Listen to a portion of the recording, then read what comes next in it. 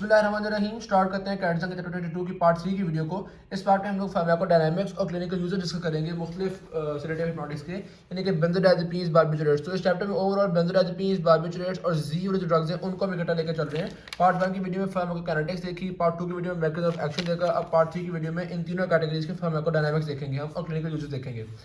तो स्टार्ट करते हैं। सबसे पहले तो वो बता रहे हैं कि किस तरह से हमारे पास बेंजोडाइजेपीन ज़्यादा हेल्पफुल होती हैं, क्योंकि वो फ्लैटर कर्व है इसलिए ज़्यादा सेफ होती हैं वो ड्रग्स। ये बात मैं पार्ट 2 की वीडियो के एंड में डिस्कस कर चुका हूँ।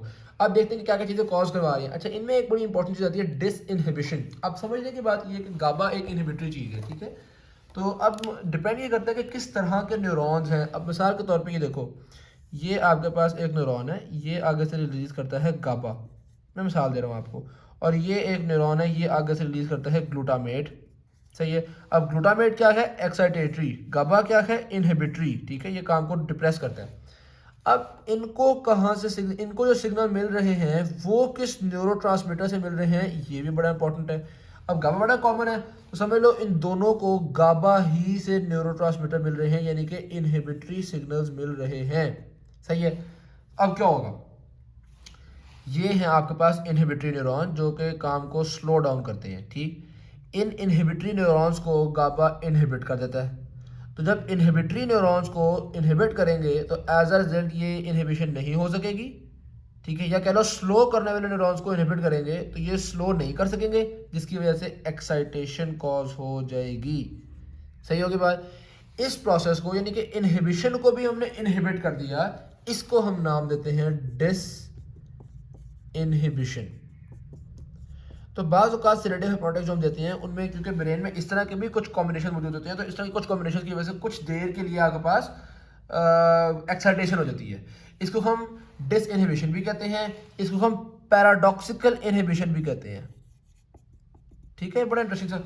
जबकि इस वाले में अगर आप देखोगे तो इधर क्या हो रहा है? एक्साइटेटरी था और यहाँ ये इनहिबिटरी था। तो एक एक्साइटेटरी न्यूरॉन को जिसने काम तेज करना था, एक एक्साइटेटरी न्यूरॉन को हमने इनहिबिट कर दिया, यानी कि हमने ओवरऑल इनहिबिशन कॉज कर दी। तो थोड़ी देर बाद तो गाबा वगैरह की वजह से या सेडेटिव हिप्नोटिक्स की वजह से ओवरऑल होती तो इनहिबिशन ही है आपके ब्रेन में, ज़्यादा जगहों पे इनहिबिशन हो रही होती है। लेकिन कुछ ऐसी जगह जहाँ पे गाबा गाबा ही जमा हो जाए, नेगेटिव नेगेटिव ही जमा हो जाए, कुछ ऐसी जगहों की वजह से थोड़ी थोड़ी डिसइनहिबिशन भी होती है।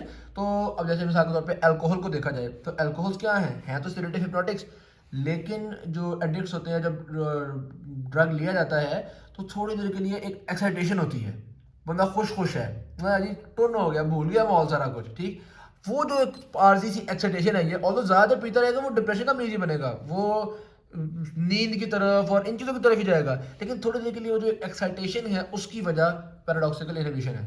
सही हो गया। तो अब आप ये ग्राफ देखो कि आपके पास जब ये बार्बिटूरेट्स या कह लो सेडेटिव हिप्नोटिक्स देते हैं तो क्या क्या चीज़ें हो रही होती हैं। शुरू में मैंने लिखा हुआ है पैराडॉक्सिकल डिसइनहिबिशन, या मिनी कैट्स में भी आप देखो यहाँ पर उन्होंने लफ्ज़ इस्तेमाल किया हुआ है डिसइनहिबिशन। सही होगी बात। तो शुरू में ये चीज़ें आ रही हैं आपके पास। डिसइनहिबिशन के अलावा क्या है? एंजियोसेडेशन, यानी कि एंजाइटी वगैरह कम हुई। अब देखना आहिस्ता आहिस्ता काम चलेंगे एक एक्साइटेड बंदे से लेके मौत तक। ठीक है, एक बहुत एक्साइटेड बंदा है, सबसे पहले तो या एक्साइटेड हुआ हुआ है या एक्साइटेशन की वजह से एंजाइटी बहुत हुई हुई है, पैनिक कर रहा है, सोशल एंजाइटी डिसऑर्डर है, इस तरह की चीज़ें हैं। तो शुरू में सबसे पहले जब थोड़ी सी डोज देते हैं तो एंजाइटी कम होती है। ठीक है, बंदा थोड़ा नॉर्मलाइज होता है। थोड़ी मजीद डोज हिप्नोसिस कॉज करती है। हिप्नोसिस का मतलब है नींद की तरफ बंदे को लेकर जाती है। तीसरी नंबर पे आता है फिर एनेस्थीसिया। एनेस्थीसिया को पता है कि बंदा थोड़ा बहुत अपने होश में है, थोड़ा होश में नहीं है, या मतलब पेन को बिल्कुल फील करना बंद कर दिया उसने, इस तरह की चीज़ें होना शुरू हो गई हैं। ऊपर मजीद जाए तो आता है मेडुलरी डिप्रेशन। अब मेडुला जो होता है ना आपका, या ब्रेन स्टेम के अंदर आपको पता है रेस्पिरेटरी सेंटर होता है। अब रेस्पिरेटरी सेंटर का काम क्या है? ब्रीदिंग रेट को मेंटेन करना, आपकी सिंपैथेटिक नर्वस सिस्टम की एक्टिविटीज को मेंटेन करना। तो मेडुलरी डिप्रेशन का मतलब है कि भाई अब ब्रीदिंग रेट कम होना शुरू हो गया बंदे का, और इस तरह की चीज़ें होना शुरू हो गई है कि अब उसको शायद ब्रीदिंग सपोर्ट की भी ज़रूरत पड़ जाए। और मजीद काम जो कि बार्बिटूरेट्स ही करवा पाते हैं, बेंजोडाइजेपीन्स इतना ऊपर नहीं आते, इतने खतरनाक नहीं होते, लेकिन बार्बिटूरेट्स आपको पता है आगे निकल जाते हैं। मजीद आगे जाए तो फिर कॉमा की तरफ बदल चला जाता है, जिसमें अपनी कॉन्शियसनेस ही खो बैठता है और सब कुछ मतलब सपोर्ट पे आ जाता है बंदा। और इससे भी ऊपर अगर आप जाएंगे तो यहाँ पे एक और मेरी तरफ से डेथ भी लिख ले। ठीक है, तो मजीद बार्बिटूरेट्स की वजह से डेथ वगैरह भी हो सकती है। तो ये इस तरह से आपके पास चल रहा है। सबसे पहले एंजाइटी खत्म हो रही है, फिर नींद आ रही है, फिर पेन खत्म हो रही है, फिर मेडुलरी डिप्रेशन, फिर कोमा। अब इन चीज़ों को हम थोड़ा सा डिटेल से डिस्कस कर लेते हैं। सेडेशन में आपको पता है होता है बेसिकली एंजियोलिसिस है, एंजाइटी को ख़त्म किया जाता है। साथ बिहेवियरल डिसइनहिबिशन, ये वो चीज़ें होगी जो कि शुरू में आ गई आपके पास, ठीक है। बिहेवियरल डिसइनहिबिशन, बिहेवियर थोड़ा बंदे का एक्साइटेड सा हो सकता है, इस तरह की चीज़ होती है। साइकोमोटर फंक्शन वगैरह ख़राब हो रहे हैं, तो इतनी ज़्यादा इंपॉर्टेंट चीज़ नहीं है, बस ये थोड़ा सा ना आपको कोर्स समझने की ज़रूरत है, ठीक है।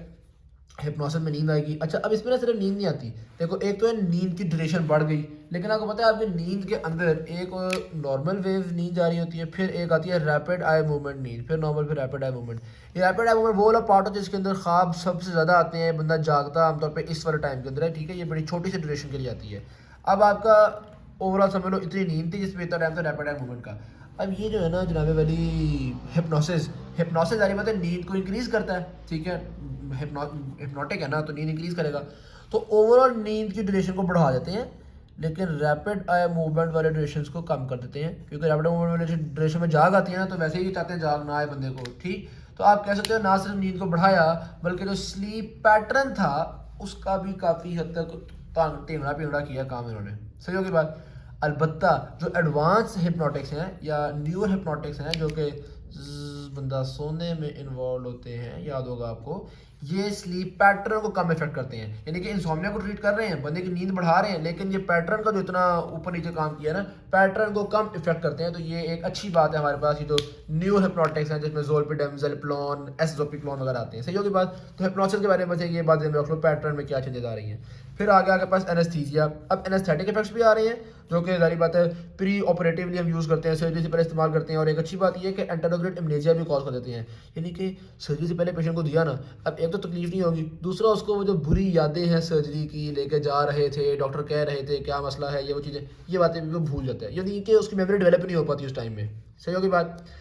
अच्छा जी, अब वो कह रहे हैं, अच्छा इनमें हम आमतौर पे रैपिड एक्टिंग इस्तेमाल कर रहे हैं। बार्बिट्रेट्स में भी आपको याद होगा एक फिनोबार्बिटल था जो कि थोड़ा लॉन्ग एक्टिंग था, एक थायोपेंटल था जो कि रैपिड एक्टिंग था, और खास तौर पे पार्ट 1 की वीडियो में डिस्कस किया था, thiopental is rapid acting because of its redistribution, ठीक है। रिवाइज करवा रहा हूँ ये पॉइंट। एनीवेज, तो थायोपेंटल दे रहे हैं, और दूसरी तरफ बेंजोडाइज़ेपिन्स में मिडाज़ोलैम बड़ा रैपिड एक्टिंग था, तो ये हम रैपिड एक्टिंग वाले यूज़ करते हैं इस चीज़ों के लिए। जारी बात है ये ना वो जी दे दो जी डायज़ेपैम दे दो बंदे को, लो जी 2 दिन तक चीज़ें चली जा रहा है, और डायज़ेपैम दे दिया, अब हम 2 घंटे इंतजार कर रहे हैं, पेशेंट बेहोश होगा। तो ऐसी चीज़ इस्तेमाल नहीं करते हैं चीज़ें में, बड़े रैपिड एक्टिंग चीज़ इस्तेमाल कर रहे होते हैं। अलबत्ता एंटी कन्वर्सेंट्स में हम थोड़ी लॉन्ग एक्टिंग चीज़ इस्तेमाल करते हैं ताकि बंदा काफ़ी देर तक सीजर से बचा रहे। सिलेक्टिव एंटी कन्वर्सेंट्स यूज़ कर रहे हैं, जारी बात है वो कह रहे हैं at the cost of sedation, इसके बदले जारी बात है जब आप उसकी कन्वल्शंस को या सीजर्स की एक्टिविटी को कम करते हैं तो थोड़ी बहुत वो बंदे को नींद कॉज कर सकता है। और स्टेटस एपिलेप्टिकस, बहुत सुअर एपिलेप्सी में ऐसी होती है जिसमें बहुत ज़्यादा सीजर होते हैं, तो इसको ट्रीट करने के लिए हम क्या यूज़ कर सकते हैं, इंट्रावेनस डायज़ेपैम, बहुत लॉन्ग एक्टिंग लोराज़ेपैम, सही होगी बात। तो ये तो लॉन्ग एक्टिंग बेंजोडाइज़ेपिन्स हो गए, और फिर बार्बिट्रेट्स में फिनोबार्बिटल लिखा हुआ है इन्होंने, तो ये स्टेटस एपिलेप्टिकस को ट्रीट करने में भी यूज़ होते हैं। अब आते मसल रिलैक्सेशन में, तो मसल रिलैक्सेशन पे ऑल्दो पूरा एक चैप्टर हम पढ़ेंगे, लेकिन बेंजोडाइज़ेपिन्स मसल रिलैक्सेशन भी है। एंटी एपिलेप्टिक ड्रग्स का पूरा चैप्टर भी हम पढ़ेंगे, लेकिन बेंजोडाइज़ेपिन्स एंटी एपिलेप्टिक भी है, तो बड़े ये मल्टी फंक्शनल किस्म के होते हैं ड्रग्स। एनीवेज, मसल रिलैक्सेशन में भी खासतौर पे वो कह रहे हैं डायज़ेपैम इफेक्टिव होता है, तो मीब्रोमेड का भी जिक्र किया हुआ मसल रिलैक्सेशन के तौर पे यूज़ हो सकता है। तो high doses of benzodiazepines can be use as muscle relaxants also. Medullary depression, ये एक ऐसा इफेक्ट है जो बड़ा खतरनाक है, और आमतौर पे मुझे कहते हैं ना सुसाइडल डोज में खा लिया बंदे की डेथ हो गई, तो वो डेथ बेसिकली मेडुलरी डिप्रेशन की वजह से ही हो रही होती है, क्योंकि वो सारी चीज़ों को कार्डियोवैस्कुलर कोलैप्स करवाया जाता है, रेस्पिरेटरी अरेस्ट करवाया जाता है, तो death is because of medullary depression. Alright, यहाँ तो बात कंप्लीट हो गई, आगे कॉमा है, डेथ है, ये तो ग्राफ पूरा हो गया। अब आते हैं हम टॉलरेंस एंड डिपेंडेंस की तरफ। बड़े मजे की बात है, टॉलरेंस क्या होता है, बंदा टॉलरेट, बॉडी टॉलरेट करना शुरू हो जाती है, यानी शुरू में ड्रग इफेक्ट प्रोड्यूस करता था, आहिस्ता आहिस्ता बॉडी उसको टॉलरेट, बॉडी कहती है ठीक है ड्रग है तो मैं क्या करूँ, मुझे नहीं फर्क पड़ता, तो ये हम कहते हैं इस बंदे के अंदर टॉलरेंस डेवलप हो गई है, तो बहुत लॉन्ग टर्म। अच्छा, और यहाँ पे लफ्ज़ इस्तेमाल किया हुआ क्रॉस टॉलरेंस। क्रॉस टॉलरेंस का मतलब ये है, एक बंदा बार्बिचुरेट्स बहुत यूज़ कर रहा था, तो ये नहीं है कि मजीद बार्बिचुरेट्स का असर कम हो जाएगा, बल्कि बार्बिचुरेट्स यूज़ कर रहा था, अब आप बेंजोडाइज़ेपिन्स दोगे ना तो बेंजोडाइज़ेपिन्स का भी असर इतना कम हो जाएगा। क्यों? ऐसे नहीं है कि बार्बिचुरेट्स देने से सिर्फ बार्बिचुरेट्स की ही टॉलरेंस डेवलप होगी, बल्कि सेडेटिव, बॉडी कहती है भाई मुझे तो सेडेटिव हिप्नोटिक्स मिल रहे हैं ना, ब्रेन को स्लो करने की चाहे कोशिश तुम करो, चाहे कोशिश तुम करो, चाहे कोशिश तुम करो। शुरू में तो मैं डरपोक सी थी ना, तुम आते थे मैं फौरी तो मैं ब्रेन को डिप्रेस कर दिया करती थी, अब मुझे इतना फर्क नहीं पड़ता, ठीक है। तो टॉलरेंस डेवलप हो जाती है, और दूसरी चीज़ डिपेंडेंस भी डेवलप हो जाती है, क्योंकि बॉडी कहती है कि भाई ठीक है तुम आया करते थे ना, अब मैं आपको एक और तरीके से बताता हूँ। बॉडी ड्रग की कह लो एक तरह से आदी हो जाती है। तो टॉलरेंस और डिपेंडेंस का एक सिमिलर सा आपको एक चीज़ समझ में आएगी। देखो पहले बॉडी थी, वो मिसाल के तौर पे आपकी जो एक्टिविटी है ना, ब्रेन की जो एक्टिविटी है उसको इस पे मेंटेन रखती थी, ऐसे स्लो स्लो चल रही है, ठीक है। आपने इस बंदे को ड्रग देना शुरू कर दिया, ये मैंने इसको ड्रग दिया 2 स्टार, सी ड्रग की वजह से ब्रेन की एक्टिविटी जो है वो बल्कि इसको तेज़ रखते हैं ना ताकि ब्रेन की एक्टिविटी हम स्लो कर सकें। जी ब्रेन की एक्टिविटी तेज़ चल रही है, ड्रग दिया, ड्रग की वजह से ब्रेन की एक्टिविटी स्लो हो गई, ठीक है। थोड़ी देर में बॉडी कहती है यार पे तो बहुत ही सुस्ती आ गई है। अब ड्रग दे रहे हैं लेकिन ड्रग के बावजूद बॉडी थोड़ी तेज़ी पकड़ लेती है कि यार मैं तो बहुत ही सुस्त हो रही हूँ। तो ये क्या हुआ, इस ड्रग से टॉलरेंस डेवलप हो गई। अब हमने इस ड्रग को टॉलरेट करना शुरू कर दिया। अब मजीद ड्रग देंगे यार कि इसको ज़रा मजीद काम करो ना, ताकि ये 4 स्टार दे दी, हाँ अब 4 स्टार पे ये स्लो हो गई, ठीक है। और कुछ अरसे बाद ये 4 स्टार पे भी तेज़ काम करना शुरू हो जाएगी, क्योंकि ये कहेगी यार बस ठीक है मुझे तेज़ काम करने दो, ओके। अब आपने क्या किया, अचानक से 4 स्टार ख़त्म कर दिए, ओए होए। अब ये इतनी इनहिबिशन के बावजूद इस स्पीड में जा रही थी। जब ये 4 स्टार ख़त्म कर दोगे, ये सारी इनहिबिशन ख़त्म कर दोगे, तो इसको तो समझ नहीं है कि कितना तेज़ हो जाए। पेशेंट बेचारा इस सिचुएशन में बड़ी मुश्किल में पड़ जाएगा। वो कहेगा यार खुदा का वास्ते मुझे वो ड्रग्स दोबारा दे दो, मेरी बॉडी उन ड्रग्स की मौजूदगी में नॉर्मल काम करती थी अब तो, ठीक है। पहले ड्रग्स की मौजूदगी में डिप्रेशन होता था, आहिस्ता आहिस्ता ड्रग्स की मौजूदगी की आदत हो जाती है बॉडी को। तो फिर बंदे को कहते हैं कि जब वो दोबारा ड्रग मांगते हैं, इसको हम नाम देते हैं डिपेंडेंस, कि यार अब ये बंदा इस ड्रग पर डिपेंड करना शुरू हो गया है, तो डिपेंडेंस आ गई इस बंदे के अंदर। ओके ओके बात। तो एक चीज़ होती है टॉलरेंस, कि बॉडी दोबारा उन ड्रग के बावजूद नॉर्मल एक्ट करना शुरू हो जाती है, और डिपेंडेंस ये है कि फिर उस ड्रग को अगर आप खत्म करो तो विड्रॉल सिम्टम्स इतने आते हैं कि वो कहता है मुझे ड्रग दोबारा दो। सही होगी बात। अब डिपेंडेंस भी 2 तरह की है, ठीक है। डिपेंडेंस एक तो होती है साइकोलॉजिकल, एक होती है फिजिकल। साइकोलॉजिकल है नफसियाती तौर पे बंदे को मजा पड़ता है तो कहता है मुझे दो, ठीक। और फिजिकल ये है कि भाई नफसियाती मसला नहीं है, बल्कि जब हम ड्रग हटाते हैं तो ये बंदे के अंदर सीरियस आना शुरू हो जाते हैं, फिजिकली प्रॉब्लम्स नजर आना शुरू हो जाती हैं। तो ये दोनों डिपेंडेंस की टाइप्स है। डिपेंडेंस का मतलब है उस ड्रग के बगैर अब गुजारा ना हो, और 2 उसकी टाइप्स हो गई। डिपेंडेंस को हल आमतौर पर कैसे करते हैं यार, एक तो लॉन्ग एक्टिव ड्रग्स में डिपेंडेंस ऐसी कम होती है, क्योंकि वो आहिस्ता आहिस्ता आहिस्ता बॉडी से खत्म होते हैं ना, तो बॉडी आहिस्ता आहिस्ता आहिस्ता नॉर्मलाइज हो जाती है। शॉर्ट एक्टिंग में डिपेंडेंस थोड़ी ज़्यादा होती है, और ये डिसकंटिन्यूएंस और ये वाली चीज़ें हमने डिस्कस कर ली। अब आते हैं हम क्लिनिकल यूजेस की तरफ। अच्छा हाँ, डिपेंडेंस की वजह से एक और बात करता हूँ, जो लोग अल्कोहलिक होते हैं ना, लॉन्ग टर्म अल्कोहल इस्तेमाल कर रहे हैं, उनके अंदर बेंजोडाइजेपीन्स और बार्बिटूरेट्स का इफेक्ट कम होता है, क्योंकि अल्कोहल तो वो ले ही रहे हैं, यानी कोई ना कोई एक सेडेटिव प्रोडक्ट तो वो ले ही रहे हैं, और उस सेडेटिव प्रोडक्ट की वजह से उनकी बॉडी के अंदर टॉलरेंस डेवलप हो गई है। सॉरी मैंने अगर डिपेंडेंस का लफ्ज़ पहले इस्तेमाल किया, मैं टॉलरेंस कहना चाह रहा था। तो अल्कोहलिक्स के अंदर ज़्यादा डोज देनी पड़ती है सेडेटिव प्रोडक्ट्स की to achieve the desired effect, reason be tolerance. Alright, अब आ जाओ जी क्लिनिकल यूजेस की तरफ। एक तो जनाब वाली हम एंजाइटी स्टेट्स में इस्तेमाल करते हैं, जैसा कि पैनिक डिसऑर्डर में हम इस्तेमाल करते हैं। वैसे तो कोई भी इस्तेमाल कर सकते हैं, लेकिन मुख्तलिफ अब बेंजोडाइजेपीन है उसमें मुख्तलिफ बेंजोडाइजेपीन्स की मुख्तलिफ प्रॉपर्टीज़ होंगी, ठीक है। तो कुछ होंगे जो हम खास तौर पर प्रेफर करेंगे, जाहिर बात है। तो अल्प्राजोलैम हो गया और क्लोनाजिपाम हो गया, ये हम ज़्यादा प्रेफर करते हैं पैनिक अटैक्स के अंदर। यार वो जो बच्चा होता है वो मॉल्स वगैरह में क्लाउन को देख के पैनिक नहीं कर जाता, अगर बच्चा डरता हो तो करता है ना पैनिक करता है, डरना शुरू हो जाता है, कांपना शुरू हो जाता है, जैसे सीजर से आ गए हो। तो क्लाउन से क्लोनाजिपाम, ठीक है। बच्चा फ़ौरन अपने बड़े भाई से कहता है भरा मुझे बचा ले, और भरा मैंने बचा ले, ठीक है। तो अल्प्राजोलैम और क्लोनाजिपाम पैनिक अटैक्स के लिए, वही बच्चा कांपता भी था ना, तो यही क्लोनाजिपाम जो है वो सीजर्स में भी इस्तेमाल करते हैं। यहाँ पे लिखा होगा, ये देखो सीजर डिसऑर्डर में क्लोनाजिपाम, सही है। तो ये थोड़ी बहुत बातें आपके लिए याद करने से आसान हो जाएंगी। क्लाउन, क्लोनाजिपाम, पैनिक अटैक, ऑलराइट जी। उसके अलावा वो कह रहे हैं कि जी डिफरेंट ड्रग ग्रुप जो है वो न्यू एंटी डिप्रेशन इस्तेमाल कर रहे हैं क्रोनिक एंजाइटी स्टेट्स को भी ट्रीट करने के लिए। ऑलराइट, स्लीप डिसऑर्डर्स की बात कर ली जाए तो सुलाने के लिए बहुत अच्छे, तो आपको पता है ड्रग्स होते हैं, ज़ोलपिडेम, ज़ालेप्लोन, एसिज़ोपिक्लोन, ठीक है। ये तो बड़े अच्छे ड्रग्स होते हैं क्योंकि ये स्लीप पैटर्न को ज़्यादा इफेक्ट नहीं करते, minimal effect on sleep pattern होता है। अब बता दूसरे ड्रग्स भी हैं। अब जैसे मिसाल के तौर पे ये फ्लोराजिपाम का क्या है, बहुत ही लॉन्ग एक्टिंग ड्रग है, तो जाहिर बात है ये भी स्लीप पैटर्न्स पे कम इफेक्ट रखेगा। अच्छा, फिर इसी तरह ट्रायाजोलैम, आपके पास ट्रायाजोलैम बड़ा रैपिडली एक्टिंग होता है। अच्छा, ट्रायाजोलैम जैसे ड्रग्स जो होते हैं ना, ये नींद को इंड्यूस करवाने में हेल्प करते हैं, अभी फॉर एग्जाम्पल नींद आ जाए। और फ्लोराजिपाम इनका ट्रायाजोलैम जैसे इसलिए यूज़ करते हैं, शॉर्ट एक्टिंग है। फ्लोराजिपाम जैसे क्यों यूज़ करते हैं, यानी कि लॉन्ग एक्टिंग क्यों यूज़ करते हैं, क्योंकि मैंने आपको पहले बताया लॉन्ग एक्टिंग ड्रग्स की डिपेंडेंस कम होती है, ठीक। तो फ्लोराजिपाम डिपेंडेंस की वजह से यूज़ करते हैं। अब स्लीप डिसऑर्डर्स के जो होते हैं ना, यानी कि इंसोम्निया के लिए जो हम ड्रग्स देते हैं, यानी कि स्लीपिंग पिल्स की बात कर रहे हैं यार, इनमें ना डिपेंडेंस बड़ी इंपॉर्टेंट चीज़ होती है। ये ना हो कि पेशेंट रोज़ गोली खा के सोता रहे और आहिस्ता आहिस्ता गोली का इतना आदी हो जाए कि फिर उसको गोली के बगैर नींद ही ना आए। सही है, तो डिपेंडेंस एक बड़ा अहम इशू है स्लीपिंग पिल्स का। ऑल राइट जी। एक बात बड़ी अहम याद रखनी है, अगर स्लीपिंग डिसऑर्डर्स टेंशन की वजह से हो रहे हैं, एंजाइटी की वजह से हो रहे हैं, उनमें तो हम ये वाले ड्रग्स देंगे जैसे हिप्नोटिक्स। लेकिन अगर किसी में स्लीप एपनिया है, स्लीप एपनिया का मतलब होता है भाई उसके जो सांस लेने का जो एयरवे है ना, ब्रीदिंग एयरवे, उसके अंदर कोई ऐसा मसला है, बार बार खराटे ऊंचे ऊंचे मारता है, सांस ही नहीं ले जाता, या उसकी वजह से उसको जाग आती है, तो भाई ऐसे बंदे में सिलेंडर हिप्नोटिक्स देने का कोई फ़ायदा नहीं। तो खुदा का वास्ता अगर स्लीप एपनिया का जिक्र होना, यानी कि वो कहीं में स्लीप में इशू है, लेकिन सवाल में आपको साथ कहीं ना कहीं मिल जाए कि स्लीपिंग पार्टनर से इसके उसको जी खराटे बड़े सुनने को मिलते हैं, इस तरह की चीज़, या बार बार बंदे को सांस नहीं आता 20 सेकंड का, वो उसको इसलिए जाग आती है, तो ऐसे पेशेंट को खुदा का वास्ता कभी सिलेंडर हिप्नोटिक्स ना देना। आपकी एक्सरसाइज का एक एमसीक्यू भी है, आई डोंट रिमेंबर कौन सा था, देख लीजिएगा। एक एमसीक्यू भी है, उसमें वो स्लीप एपनिया हुआ है पेशेंट को, ठीक है, स्लीप एपनिया की वजह से वो कहते हैं कि भाई जिसको एक्सरसाइज वगैरह करनी चाहिए, इसको दूसरी चीज़ें काम नहीं करेंगी।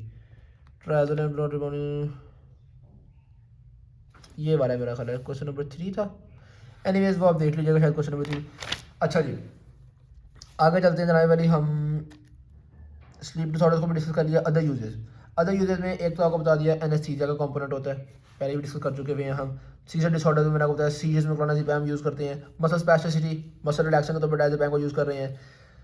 लॉन्गर एक्टिंग जो होते हैं वो विड्रॉल स्टेट्स में इस्तेमाल होते हैं। विड्रॉल स्टेट का क्या मतलब है? इसका मतलब ये है, एक बंदा अल्कोहल पीता था, अल्कोहल का बड़ा आदी था, हमने कहा भाई सेहत के लिए बुरी है, गुनाह भी है, अल्कोहल पीना छोड़ दो। उसने अल्कोहल पीना छोड़ दी, लेकिन छोड़ने की वजह से बहुत सारे विड्रॉल सिम्टम्स का सामना करना पड़ गया।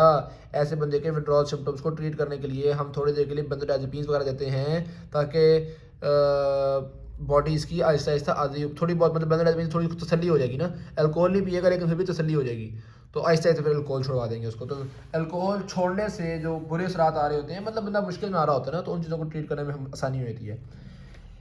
एक दो और बातें मैं आपको बताता हूँ।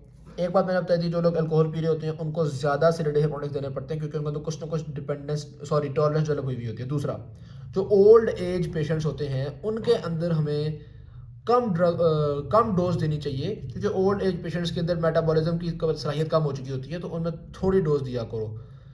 तीसरा, जिन लोगों के अंदर हेपेटिक इंपेयरमेंट हो उनको भी थोड़ी डोज दिया करो, क्योंकि आपको पता है ज़्यादातर बेंजोडाइज़ेपीन्स बारबिटूरेट्स लिवर ही मेटाबोलाइज कर रहा होता है इनको। यहाँ तक तो आगे मुझे बातें कंप्लीट होती हैं। एक क्लिनिकल यूजेस को मैं समराइज कर देता हूँ। अच्छा, एक और क्लिनिकल यूज मैं आपको बताना चाहूँगा, पैरासोमनियाज को भी ट्रीट करने में हेल्प करता है।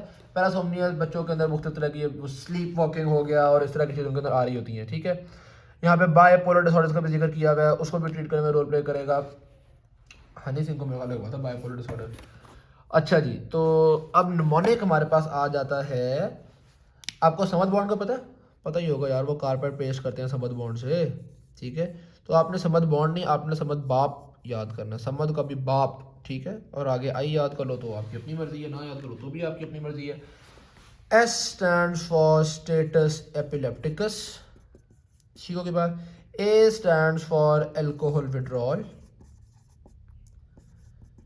फिर उसके बाद M stands for muscle relaxant, muscle relaxant. फिर ए स्टैंड्स फॉर एनेस्थेटिक्स, यानी कि एनेस्थीसिया वाले इफेक्ट्स। एनेस्थेटिक्स है वो एस्थेटिक ना समझ लेना, खूबसूरती वगैरह। अच्छा, फिर आपके पास आता है डी, डी स्टैंड्स फॉर, अब ये पॉइंट बिग कैट्स में लिखा हुआ है, याद कर लो भाईजान, इम्प्रेस करने के लिए। कुछ टीचर्स ना मतलब एक दो पॉइंट से एनालाइज कर लेते हैं बच्चे ने कौन सी बुक पढ़ी हुई है। तो बिग कैट्स के अंदर उन्होंने लिखा हुआ है डायग्नोस्टिक एड्स के तौर पे इस्तेमाल करते हैं, जो साइकेट्रिक इश्यूज होते हैं ना, इनको डायग्नोसिस करने में हेल्प करते हैं ये सिरोटिक, ठीक है। तो डायग्नोस्टिक एड्स, ये चीज़ कैप्लान में लिखी हुई कहीं भी नहीं है, तो ये अगर बिग कैट्स में लिखी हुई है, ये अगर आप पॉइंट मार दो तो हाय हाय हाय हाय इम्प्रेस कर दो कि टीचर को, हवा ये याद रख लेना, डायग्नोस्टिक एड्स, ठीक है। अच्छा, फिर समझ पूरा हो गया। अब बाप की तरफ चलें तो बी से आ गया आपके पास बाइपोलर डिसऑर्डर्स, फिर आपके पास ए से आ गया एंटी सीजर्स, फिर आपके पास पी से आ गया पैनिक डिसऑर्डर्स, सही होगी बात। और फिर आपके पास आई से, आई जो मैंने में कहा था उससे आया था इंसोमनिया। अब एक और बात ध्यान में रख लो, ये जो पैनिक डिसऑर्डर है ना, सॉरी मैंने आपको बताया था पैरासोमनियाज, इसका जिक्र मुझे स्केची में मिला है, ज़्यादा उसके अंदर नहीं है। तो पैरासोमनियाज भी एक एक्स्ट्रा पॉइंट है। सीधी की बात तो ये भी, अगर आप इसको IP कर लो फिर, या बाप डबल P वाला कर लो। अब याद रखना इसमें जो सैम है ना, इसमें वो डायज़ेपम इस्तेमाल करते हैं। स्टेटस एपिलेप्टिक्स में डायज़ेपम इस्तेमाल होता है, अल्कोहल विड्रॉल में डायज़ेपम इस्तेमाल होता है, मसल रिलैक्सेशन में डायज़ेपम इस्तेमाल होता है। तो ये याद करना, मैंने इसलिए सैम को इकट्ठे रखा था। और ये जो बाप है ना, बाप के अंदर क्लोनाज़ेपम इस्तेमाल करते हैं। तो ये तो पहले ही बता चुका हूँ कि पैनिक डिसऑर्डर में क्लोनाज़ेपम होता है और NTCA में क्लोनाज़ेपम होता है। अब फर्दर देख लो, बाइपोलर डिसऑर्डर के अंदर भी क्लोनाज़ेपम इस्तेमाल होता है। तो आई होप सो चीज़ें याद करने में अपनी थोड़ी आसान हो जाएंगी। एनेस्थेटिक्स में आपको पता है शॉर्ट एक्टिंग वाले इस्तेमाल करते हैं, यानी कि थायोपेंटल वगैरह इस्तेमाल करते हैं, और दूसरी तरफ से मिडाजोलैम वगैरह इस्तेमाल करते हैं। ओके हो गया। इंसोम्निया में आपको पता है ज़्ज़ वाले ड्रग्स ज़्यादा इस्तेमाल करते हैं। तो ये चीज़ आपको याद करना आसान हो जाएगी। तो thank you very much. Video अच्छी लगी शेयर भी कीजिएगा, चैनल को सब्सक्राइब कीजिएगा। अल्लाह हाफिज़।